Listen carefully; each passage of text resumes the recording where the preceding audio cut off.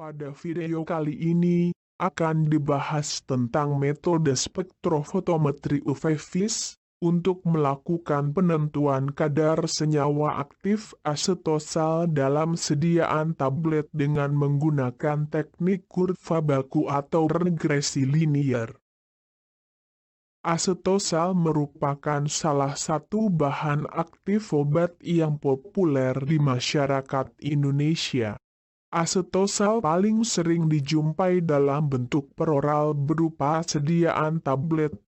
Asetosal yang sering dikenal sebagai aspirin, memiliki nama kimia, asam asetil salisilat, digunakan oleh masyarakat luas, sebagai analgesik atau penahan rasa sakit, antipiretik atau penurun demam dan antiinflamasi atau anti peradangan. Dalam percobaan ini akan digunakan sebagai contoh penentuan kadar senyawa tunggal obat dalam sediaan tablet menggunakan metode spektrofotometri UV-Vis.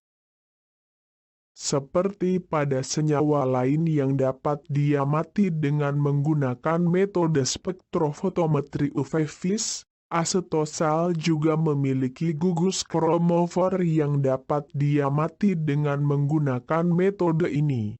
Pada gambar di samping, merupakan hasil pengukuran absorban larutan standar asetosal 6 mg per liter, yang diamati dengan menggunakan spektrofotometer UV-Vis double beam Hitachi UH5300. Berdasarkan hasil tersebut, panjang gelombang optimum asetosal sebesar 237 nanometer. Untuk melakukan analisis kuantitatif asetosal dengan metode spektrofotometri UV-Vis akan digunakan teknik kurva baku. Prinsip analisis yang digunakan pada teknik ini adalah dengan membuat kurva baku linier dari beberapa konsentrasi standar analit, yang kemudian digunakan untuk melakukan interpolasi absorban berdasarkan absorban sampel, sehingga akan diketahui kadar analit sampel. Interpolasi yang dilakukan berupa substitusi nilai absorban sampel ke persamaan regresi linier dari kurva baku standar. Sebagai catatan, setiap teknik analisis pada metode spektrofotometri yang akan digunakan sangat tergantung pada hasil spektra senyawa murninya serta validasi metode yang telah dilaksanakan. Percobaan ini hanya sebagai contoh penerapan teknik kurva baku pada metode spektrofotometri ultraviolet visible. Penentuan kadar asetosal diawali dengan melakukan pengukuran absorban dari larutan baku kerja yang dibuat dengan beberapa konsentrasi dari kadar kecil sampai besar pada rentang tertentu. Kadar larutan baku kerja ini ditentukan pada saat dilakukan validasi metode analisis. Setelah didapatkan absorban dari masing-masing larutan baku kerja, kemudian dibuat grafik atau kurva baku seperti gambar di samping, antara sumbu U, X, yaitu kadar atau konsentrasi larutan baku kerja, dan sumbu U, Y, yaitu absorban hasil pengukurannya masing-masing.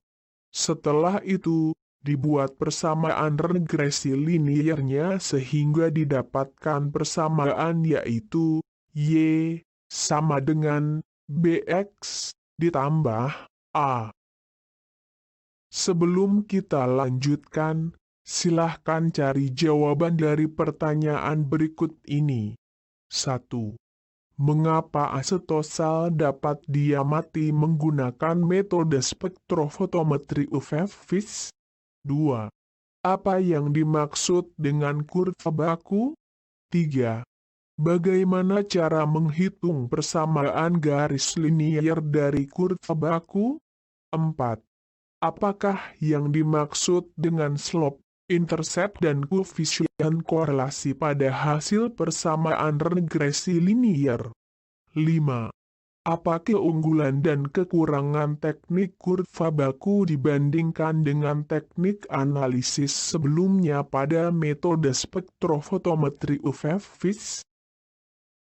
Selanjutnya akan kita bahas jurnal kering penentuan kadar asetosal dalam sediaan tablet menggunakan metode spektrofotometri UV-Vis teknik kurva baku.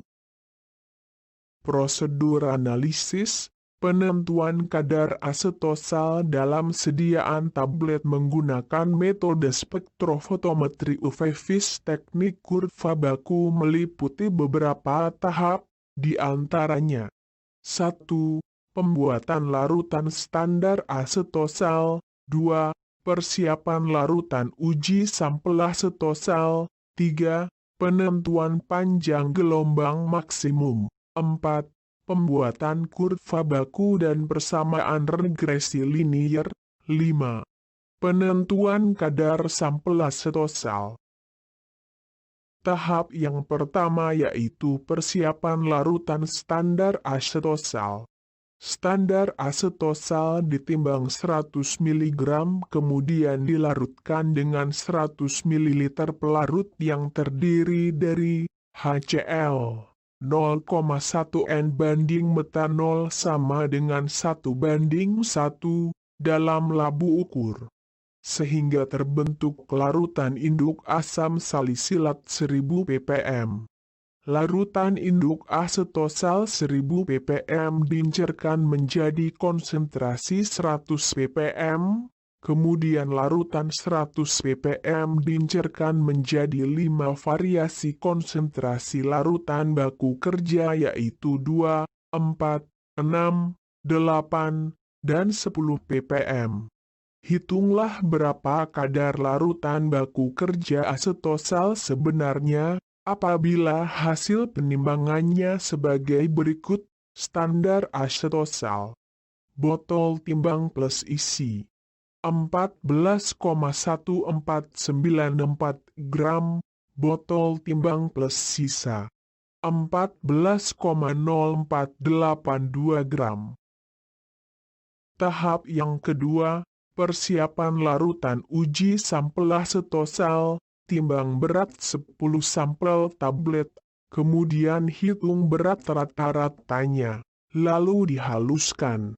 Timbang cuplikan 50 mg sampel asetosal, lalu dilarutkan dengan pelarut yang terdiri dari HCl 0,1 N banding metanol sama dengan 1:1 dalam beker gelas, aduk hingga larut, kemudian masukkan ke dalam labu ukur 50 ml, tambahkan pelarut hingga tanda batas secara kuantitatif.